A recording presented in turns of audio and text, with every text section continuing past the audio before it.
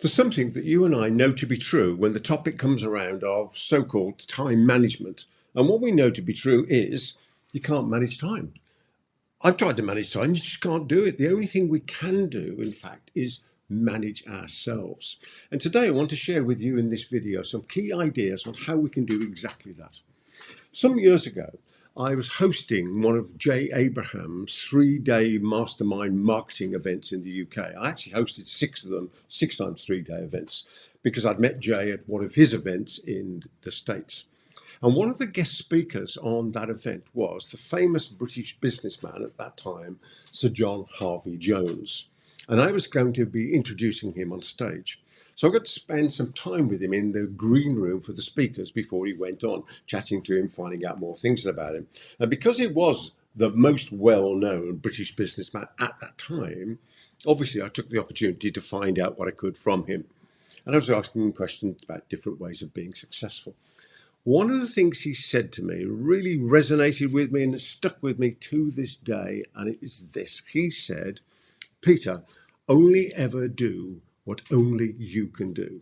Peter, only ever do what only you can do."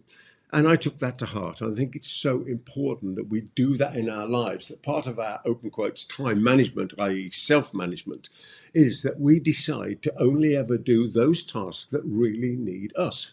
And the way that I've done that in the past was the old-fashioned time log, where you make a list throughout the day of the things that you were doing. At the end of the day, you analyse it, but you only analyse into 3 buckets, because otherwise, if there's too many buckets that you put it in, you simply can't decide what to do with it.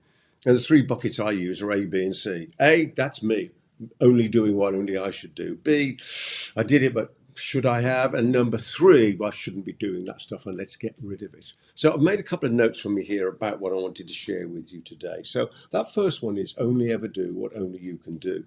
The second one is thinking about the things that we do as whether or not they fall into these 2 areas of urgent and important. And what's important for me, and I hope it's important for you, is that if we only ever do the urgent stuff, then the only time we do the important stuff is when it's become urgent. And sometimes I find that that's too late. And because I like to take action, one of the things I sometimes avoid doing, and I have to really force myself to do it, is a bit more on the planning stage to make sure that I am planned and have allocated time in my do list and my day in order to do the important stuff, not just the urgent stuff. So again, I would consider thinking about this for yourself, is what's important in your life, what's urgent in your life, and are we spending enough time on the important stuff and not all the time on the urgent stuff? And the final point for today is this, is thinking about the value of our time. And there's a classic idea in time management about the value of the task compared to the value of our time. Value of task, value of time. And one of the mistakes that I've made, and I see other people make when it comes to this idea of valuing their time, is they value their time on what they get paid, or if they're self-employed, if they're a coach, consultant, speaker, trainer, accountant, somebody like me and you who helps people solve problems and capitalizes on opportunities. If we're effectively self-employed, we're paying ourselves, that we're thinking of the value of our time, of how much it is that we take. However, that's not the deal. I think where we need to be is to be valuing our time on how much we need to invoice to our clients in order that we get this bit left after we've paid everything else that we need to pay in business, and that's the bit we take.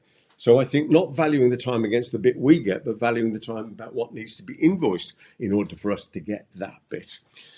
I know this is short and sweet, but there's some really powerful lessons in here that have helped me with my self-management of that irreplaceable asset time. So I'm certain you can take these away and use it. And in the meantime, I wish you every success in all your adventures in life. There's plenty more of my videos about which you might enjoy. I'll see you on one of those. From me, Peter Thomson, goodbye for now.